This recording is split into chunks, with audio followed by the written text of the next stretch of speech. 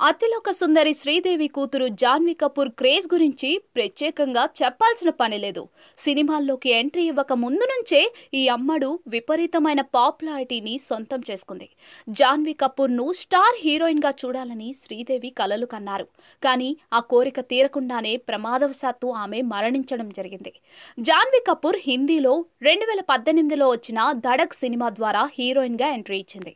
ఆ తర్వాత చాలా సినిమాల్లో నటించినప్పటికీ అవి బాక్స్ ఆఫీస్ వద్ద పెద్దగా విజయాలు సాధించలేదు.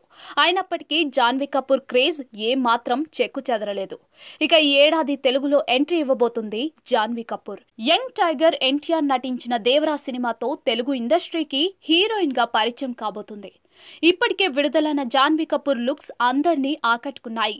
ఇక పాటల్లో సైతం ఎన్టీఆర్ తో సమానంగా స్టెప్పులు వేసి అదరగొట్టింది ఈ అమ్మడు. అయితే జాన్వీ కపూర్ తొలుత తెలుగులో నటించడానికి పెద్దగా ఆసక్తి చూపించలేదు. అయితే ఓ వ్యక్తి సూచనతోనే ఆమె ఎన్టీఆర్ దేవరాను అంగీకరించిందని తెలుస్తోంది. దేవరా సినిమాలో మొదట జాన్వీ కపూర్కి అవకాశం వచ్చినప్పుడు ఓ వ్యక్తి సలహాలు తీసుకుందట. ఇక ఆయన ఎవరో కాదు, బాలీవుడ్ దర్శకుడు, నటుడు, నిర్మాత అయినటువంటి కరణ్ జోహార్. అయితే బాలీవుడ్ మీడియా కథనాల ప్రకారం జాన్వీ కపూర్ తనకి మొదట దేవరా సినిమాలో అవకాశం వచ్చినప్పుడు ఈ విషయాన్ని కరణ్ జోహార్కి చెప్పిందట. ఆ సినిమాలో హీరోగా ఎవరు నటిస్తున్నారని కరణ్ జోహార్ అడగ్గా ఆమె ఎన్టీఆర్ చెప్పడంతో మరో ఆలోచన లేకుండా సినిమా ఓకే చెప్పే అని జాన్వీకి సూచించారట. ఆ హీరోతో ఇండస్ట్రీలోకి అడుగు పెడితే ఖచ్చితంగా నువ్వు స్టార్ అయిపోయినట్టే అని భరోసా ఇచ్చారట. ఇక కరణ్ జోహార్ మాటలు విని దేవరా సినిమాకి జాన్వీ కపూర్ ఓకే చెప్పింది.